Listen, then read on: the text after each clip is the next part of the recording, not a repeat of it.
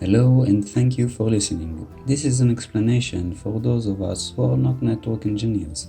What I'm talking about is what I found for better use of my network. My network consists of two access points, one from Ubiquiti, the Unify AP-AC Lite, and TP-Link AC750 model Archer C20.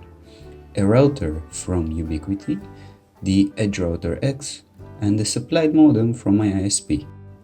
Every one of these devices is a tiny computer with little power, so for every additional job it does, it will take more time. My use case is 4 tower PCs, 2 laptops, 3 tablets and 3 smartphones. At any given moment, the 3 smartphones and 3 tablets are connected. During the day, the 4 towers are in use and one of the laptop is continuously running. The provided modem from the ISP has the capability of a router and an IP. It will be good for a small number of devices like one PC, one laptop, one tablet and one smartphone. The reason is because the modem can talk to only one device at any given time. As a single user with a few devices, it is fine. For the workload to be spread out, I've started with the modem. To get to the modem configuration page, I've entered the internet browser and typed 192.168.1.1. That is the normal case for home IP address, the Internet Protocol address. To lessen its load, I've turned off the Wi-Fi. Afterwards, I've turned off the firewall.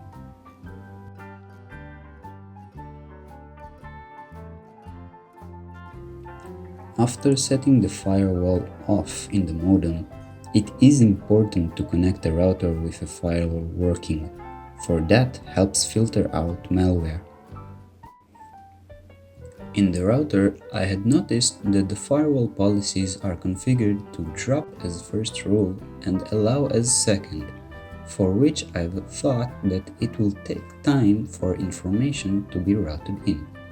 The firewall is working as for any incoming data, it will check the policies for either accept or drop, and if the drop is first, then it will add a few milliseconds for incoming data to reach my PC. So, I have changed the order of them so the accept will be first. It worked and the route time was reduced. After finishing with the firewall, next was the bandwidth control. The ISP sells me a package of 100 megabit down and 20 megabit up. If by some chance I've exceeded this package, then the ISP will throttle me for that. And I didn't want that slowdown to occur, so what I needed to do is find the bandwidth control and just set the egress up and ingress down to what my package is.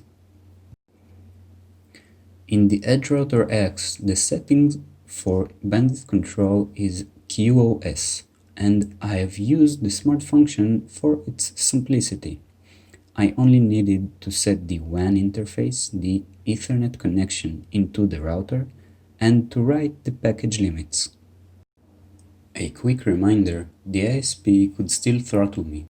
I recommend to remember that in rush hours, like after school or after work, a lot of users are getting online and the ISP will spread the bandwidth it has between them. This doesn't render the settings done up till now useless.